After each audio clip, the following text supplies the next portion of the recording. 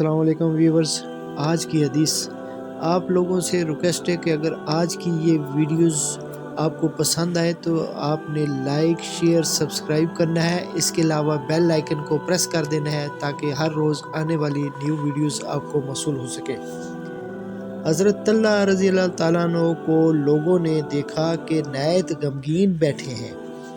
کسی نے پوچھا کیا بات ہے؟ فرمایا میں نے حضور صلی اللہ علیہ وآلہ وسلم سے یہ سنا تھا کہ مجھے ایک کلمہ معلوم ہے، جو شخص مرتے وقت اس کو کہے تو موت کی تکلیف اس سے ہٹ جائے اور رنگ چمکنے لگے اور خوشی کا منظر دیکھے، مگر مجھے حضور صلی اللہ علیہ وآلہ وسلم سے اس کلمہ کے پوچھنے کی قدرت نہ ہوئی، اس کا رنج ہو رہا ہے۔ حضرت عمر رضی اللہ تعالیٰ نے فرمایا مجھے معلوم ہے۔ طلحہ رضی اللہ تعالیٰ نے خوش ہوئے، کہنے لگے کیا؟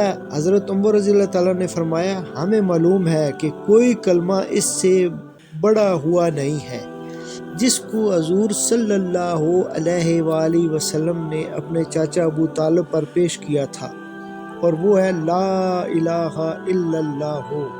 فرمایا واللہ یہی ہے، واللہ یہی ہے۔